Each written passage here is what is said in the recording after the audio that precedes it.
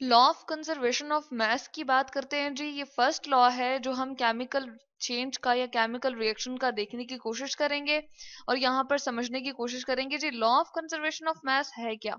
अच्छा, इसके यहाँ पर वर्ड में ही हमें नजर आ रहा है, इसकी जो हमने ये लिखी हुई है इसमें क्या नजर आ रहा है जी, कंजर्व का एक वर्ड हमें नजर आ रहा है, कंजर्वेशन।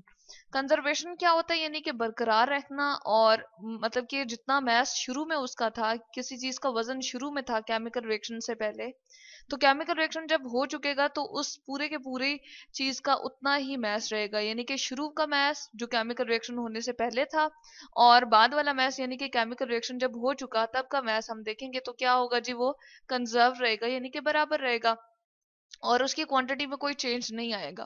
तो ये किसने दिया था जी, ये लिवोइजर ने दिया था, ठीक है। और कब दिया था जी, इसने दिया था हमें 1789 में दिया था, और इसने क्या कहा था जी, इसने कहा था कि मैटर और मैस, मैटर और मैस क्यों कहा है, या मैटर भी आप ले सकते हैं मैस भी, यानी कि हर वो चीज जो जगह घेरती है और उसका वजन भी होता है उसे हम मैटर कहते हैं, तो उसका मैस भी होता है, तो हम ये दोनों अगर वर्ड यूज करें तो गलत नहीं होगा। Is neither created not destroyed during a chemical change, यानी कि केमिकल चेंज अगर हम कोई कर रहे हो तो उसके हम कहते हैं कि उसके अंदर ना तो कोई मैस नया क्रिएट होगा, यानी कि ना तो कोई नई चीज बनेगी, और ना ही पहले वाली चीज बिल्कुल ही खत्म हो जाएगी। जैसे हम कहते हैं कि हमारे पास कोई मैस अगर है तो वो नए सिरे से बनेगी नहीं, ना ही वो खत्म हो जाएगा, बल्कि क्या होगा, वो अपनी स्टेट को चेंज कर लेगा, यानी कि अपनी हालत को तब्दील कर लेगा। तो यहाँ पर हम लिख लेते हैं जी स्टेट चेंजेस, यानी कि अगर हमने शुरू में ऐसा किया था कि गैसेस ले ली थी, तो बाद में ये होगा कि वो क्या बन जाएगा जी, लिक्विफाई हो जाएगा, या वो सॉलिड में भी कन्वर्ट हो सकता है, या ऐसा हो सकता है कि हम क्या करते हैं कि लिक्विड हमने शुरू में लिया हो और बाद में वो क्या बन गया हो जी, गैस की फॉर्म में बन गया हो या सॉलिड की फॉर्म में बन गया हो। चले एग्जांपल यहाँ पर हम ले लेते हैं H2 गैस की। अब देखें इसके लिए मैंने क्या मेंशन कर दिया, जो G का सिंबल मेंशन कर दिया है, जो क्या शो करता है, गैस की फॉर्म को, यानी कि स्टेट इसकी क्या है, गैस है।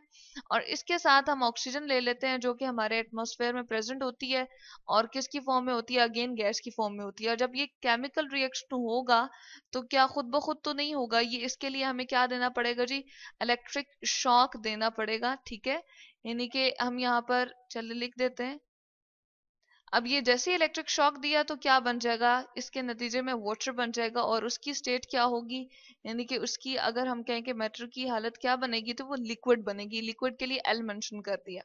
अब ये क्या है, इसकी स्टेट चेंज होगी, यानी कि हाइड्रोजन और ऑक्सीजन जो गैस की फॉर्म में था वो लिक्विड की फॉर्म में चला गया, लेकिन हाइड्रोजन बिल्कुल खत्म नहीं हो गया। हाइड्रोजन आपको यहाँ पर नजर आ रहा है, वाटर हमने जो लिखा है यहाँ पर, इसके अंदर H भी हमें नजर आ रहा है, और इसके साथ ऑक्सीजन भी हमने लिखा हुआ है, ये केमिकल फॉर्मूला हमने इसका लिख दिया है। इसी तरह से ऑक्सीजन भी नजर आ रहा है। तो ये जो चीज हमारे पास बनी है इसको कहते हैं जी प्रोडक्ट, ठीक है।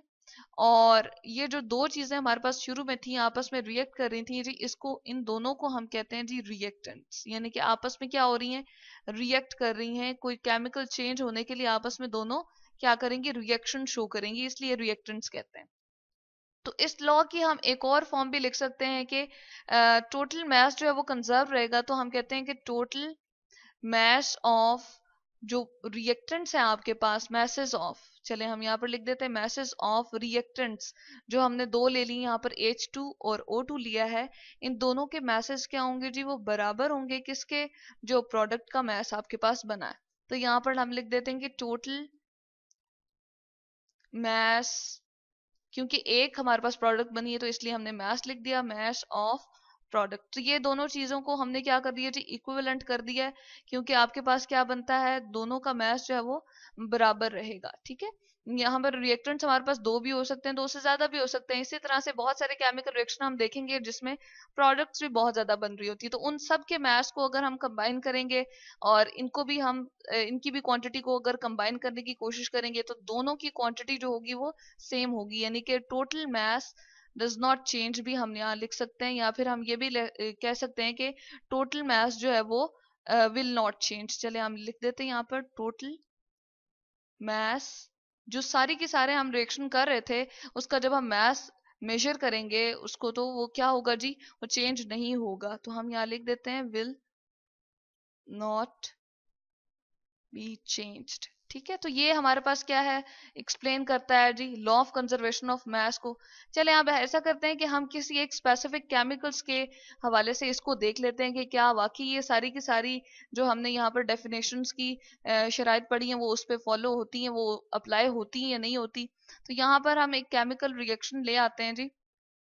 अब इसमें क्या है, एक टेस्ट ट्यूब हमने ली हुई है, इसके अंदर एक कोनिकल फ्लास्क है, ये जो आपको नजर आ रही है, उसके ऊपर कॉर्क हमने दिया हुआ है। तो चले हम यहाँ पर लिख देते हैं ये क्या है जी, कॉर्क से हमने इसको बंद कर दिया है। पहले हमने क्या किया कि इसके अंदर टेस्ट ट्यूब रखी और इसके साथ इसके अंदर सिल्वर नाइट्रेट का सोल्यूशन था जो आपको ग्रे कलर का नजर आ रहा है, और इसके अंदर ये जो कोनिकल फ्लास्क है आपको येलो कलर का एक सोल्यूशन नजर आ रहा है, HCl सोल्यूशन है वो। और इन दोनों को हमने इस तरह से रखा है कि ये AgNO3 यानी कि सिल्वर नाइट्रेट का सोल्यूशन ये जो हमने लिखा है, चले हम इसको यहाँ पर लिख देते हैं, ये क्या है जी, सिल्वर नाइट्रेट है ये, ठीक है। और ये दोनों आपस में क्या कर रहे हैं जी, अभी कंबाइन नहीं कर रहे हैं, ठीक है। इनको इस तरह से हम रखेंगे कि दोनों आपस में कंबाइन नहीं कर रहे, ठीक है। तो कॉर्क आपके पास हमने ऊपर से लगा दिया और इसको वे कर लिया। जब इसका वेट किया तो कितना बन रहा है जी, ये 300.23 ग्राम इसका वेट आ गया। इसको बैलेंस के ऊपर हमने रख के और इसका वेट कर लिया तो ये 300.23 ग्राम आ गया।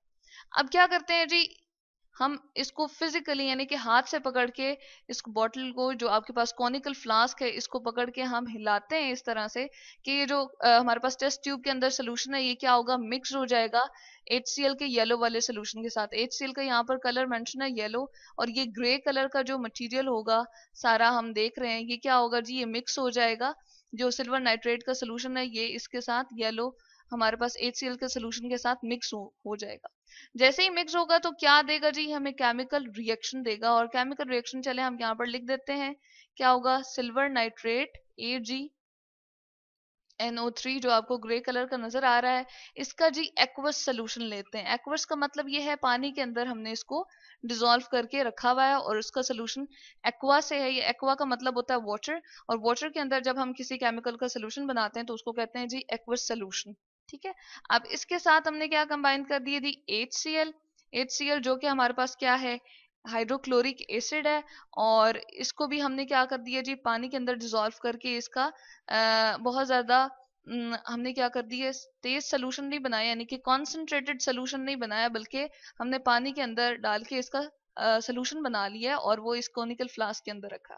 अब ये दोनों जब कंबाइन करेंगे तो क्या होगा जी, केमिकल रिएक्शन होगा और इसके नतीजे में केमिकल चेंज होने की एक बहुत बड़ी आपके पास क्या यहाँ पर एक सिग्निफिकेंट आपको चीज नजर आ रही है कि कलर चेंज हो गया।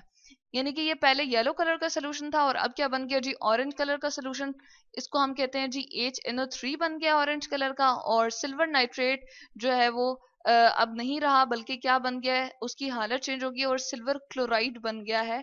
सिल्वर आपके पास क्लोरीन के साथ दोनों ने कंबाइन कर लिया और क्या बन गया जी, व्हाइट व्हाइट आपको प्रेसिपिटेट से यानी कि सॉलिड फॉर्म में आपको यहाँ पर सिल्वर क्लोराइड नजर आ रहा है। तो हम यहाँ पर लिख देते हैं जी, क्या है जी, व्हाइट कलर का सिल्वर क्लोराइड बन गया, ठीक है। और साथ में क्या बन जाएगी जी, HNO3 जो कि नाइट्रिक एसिड है। तो यहाँ पर ऑरेंज कलर का नाइट्रिक एसिड बन गया। और ये नाइट्रिक एसिड भी अगेन क्या होगा, पानी के अंदर डिसॉल्व हुआ हुआ सोल्यूशन आपको मिलेगा।